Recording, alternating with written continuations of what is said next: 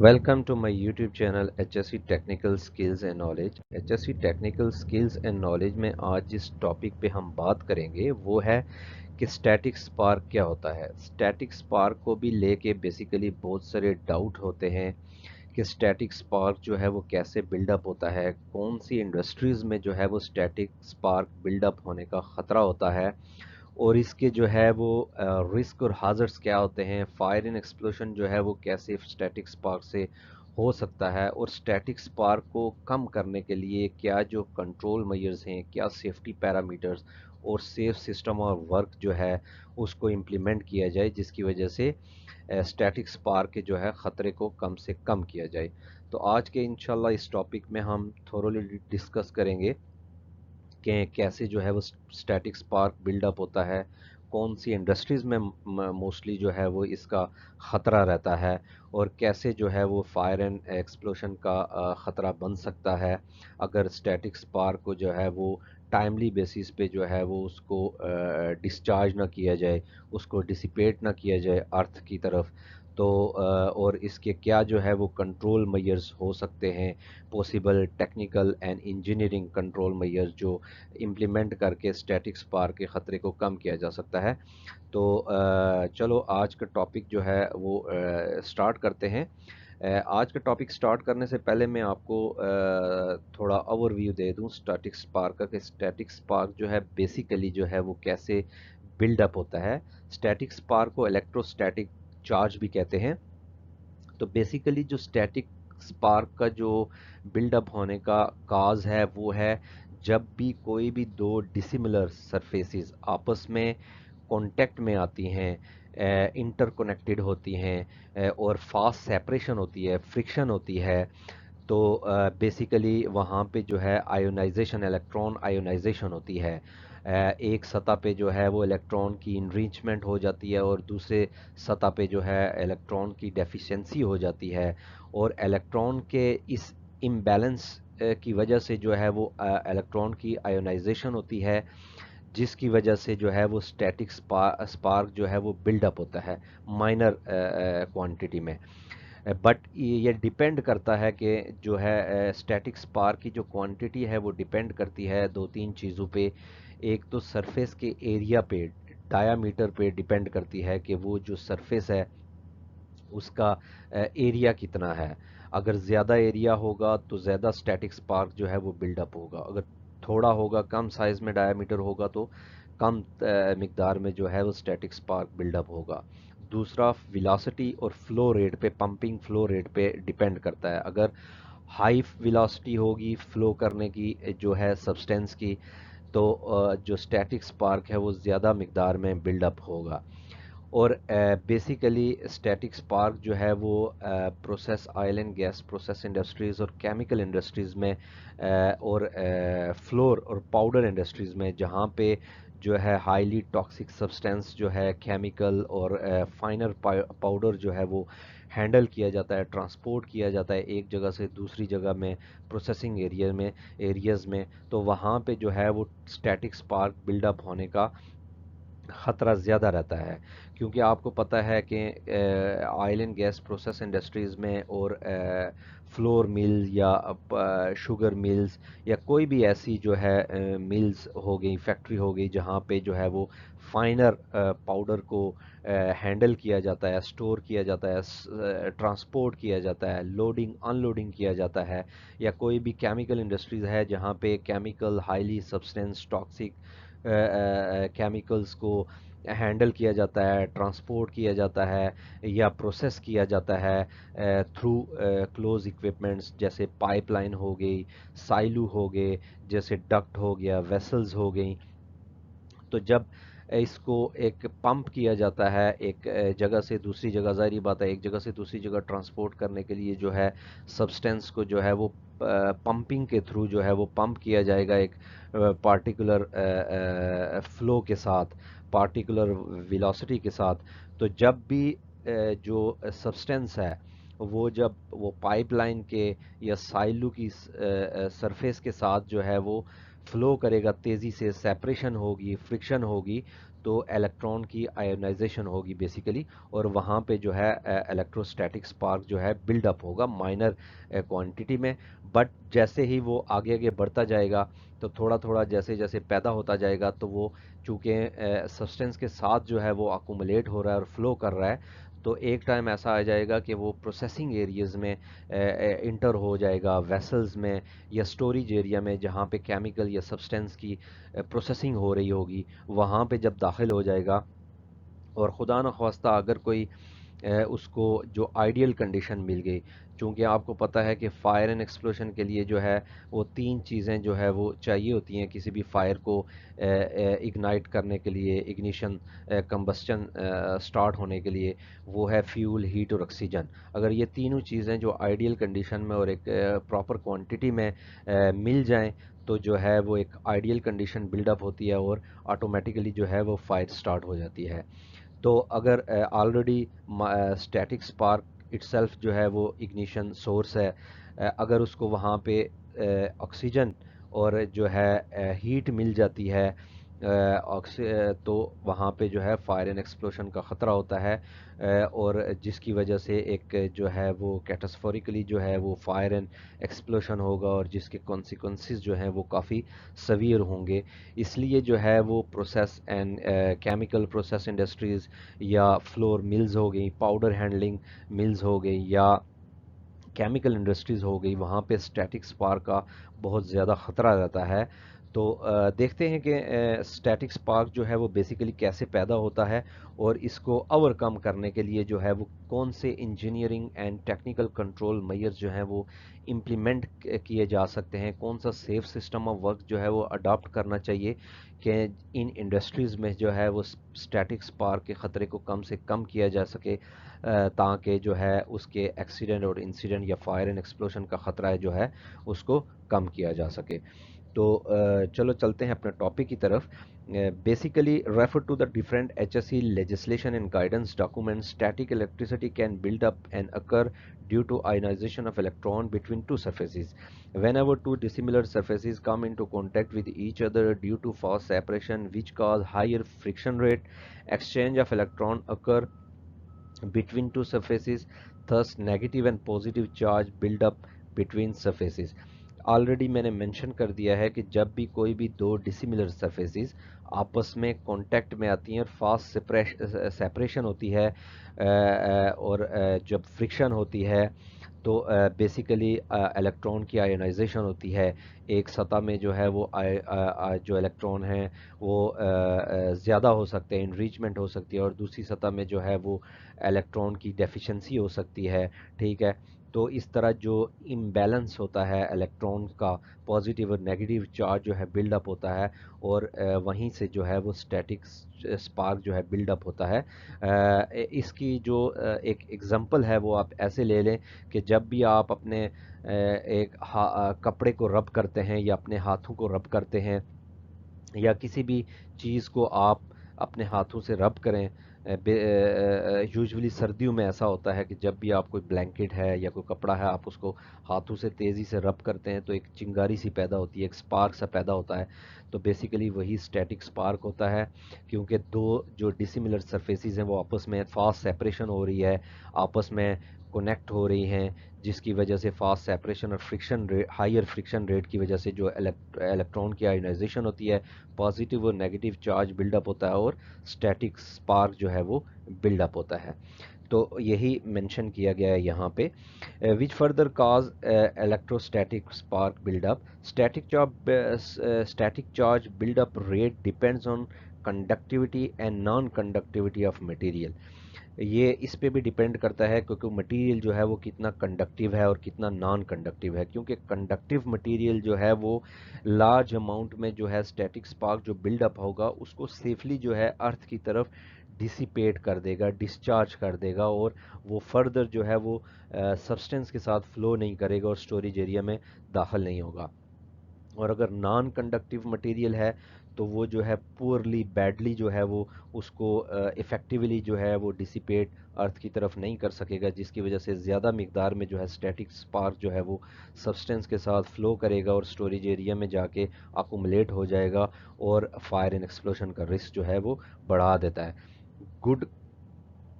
Good conductor good conductor of good conductor of electricity can dissipate large amount of electrostatic buildup and create less amount of charge, but poor conductor can dissipate less amount of charge and create large amount of static charge. Moreover, static charge also depend on fast separation rate of material, area of surface, velocity of flow of material inside the equipment, etc. Already میں نے پہلے mention کر دیا ہے کہ depend کرتا ہے کہ کتنا جو ویلاسٹی کیسی ہے اور پمپنگ ریٹ جو ہے وہ کس طرح ہے، اور اگر ہائر پمپنگ ریٹ ہوگا یا جو ہے سبسٹینس جو ہے وہ بہت فاسٹلی جو ہے وہ فلو کر رہا ہوگا تو زیادہ مقدار میں جو ہے اسٹیٹک چارج جو ہے وہ بلڈ اپ ہونے کا چانس ہے۔ Higher flow rate and greater surface area can create large amount of static charge. Lack of preventive measures for static buildup can allow static charge to increase and flow with fuel and material where it enter into the storage area, and in the presence of heat and oxygen can cause fire and explosion. Controlling static buildup required thorough inspection and understanding of equipments. تو already mention کیا ہے کہ جب وہ ایک زیادہ مقدار میں جب وہ فلو کرے گا سبسٹینس کے ساتھ اور انٹر ہو جائے گا اسٹوریج ایریا میں یا پروسیسنگ ایریا میں، تو وہاں پہ فائر اینڈ ایکسپلوشن کا خطرہ بڑھ جاتا ہے اگر آئیڈیل کنڈیشن مل جاتی ہے تو۔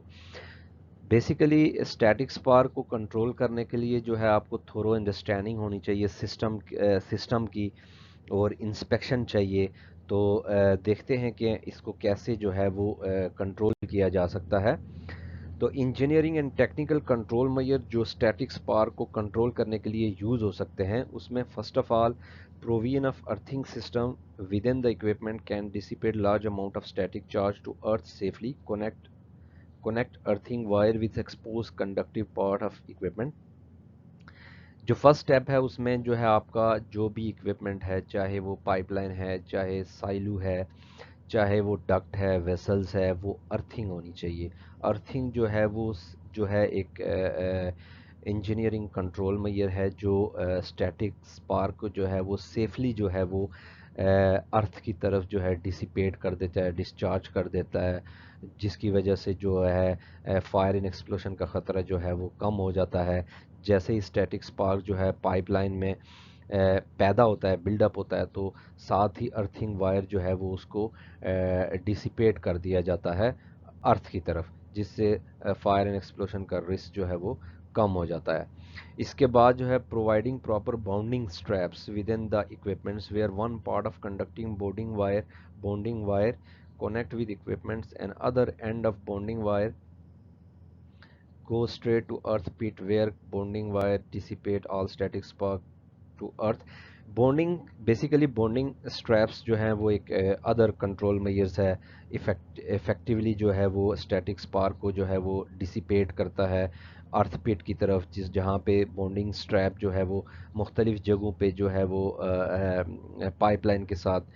جو ہے کنڈکٹیو پارٹ کے ساتھ جو ہے وہ اٹیچ ہوں گی، اور جیسے ہی جو ہے وہ الیکٹران کی آئونائزیشن ہوگی تو جو ہے وہ اسٹیٹک اسپارک بلڈ اپ ہوگا، تو اس کو سیفلی جو ہے وہ ایک ارتھ پٹ بنایا جائے گا جہاں پہ جو ہے بونڈنگ وائر سیدھی جا کے ارتھ پٹ میں جو ہے جو اسٹیٹک اسپارک ہوگا اس کو جو ہے وہ ڈسیپیٹ کر دیا جائے گا ارتھ پٹ میں، اور اسٹیٹک اسپارک کا جو خطرہ ہے اس کو کم کر دیا جائے گا۔ اس کے بعد reduce pumping rate of fluid and substance as mention earlier that higher the pumping rate can build up a larger amount of static charge, thus controlling pumping rate through proper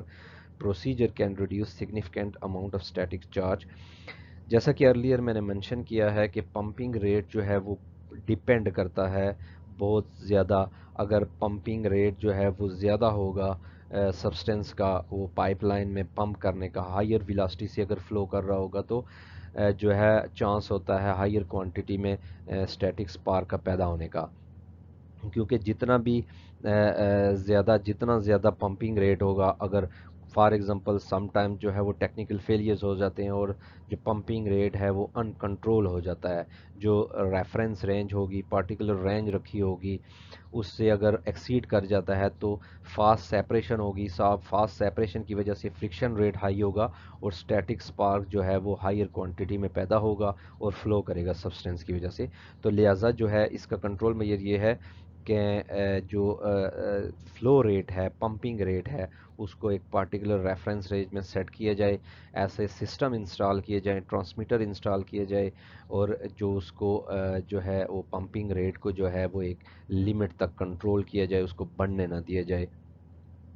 اس کے بعد maintaining proper pipe size can reduce substance velocity low within the pipe where lower velocity can be beneficial to reduce risk of statics build up. تو یہ بھی ایک control measures ہے effective, کہ جو pipe size ہے وہ depend کرتا ہے. اگر ہائر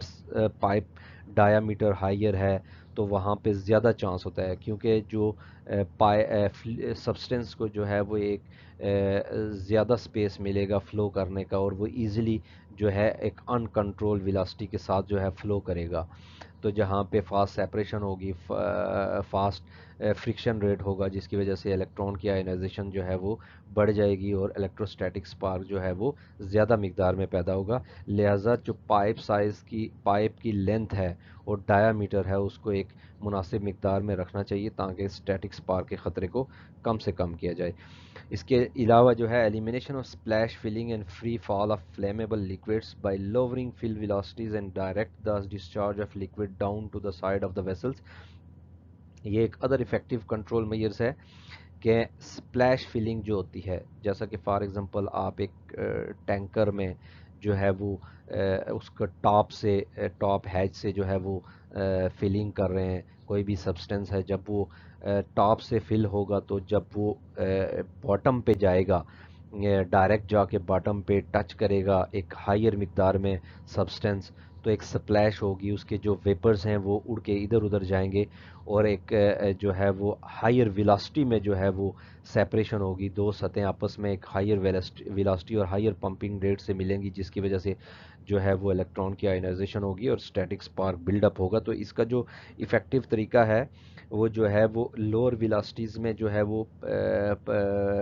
فلنگ کرنی چاہیے سبسٹینس کی یا فیول کی،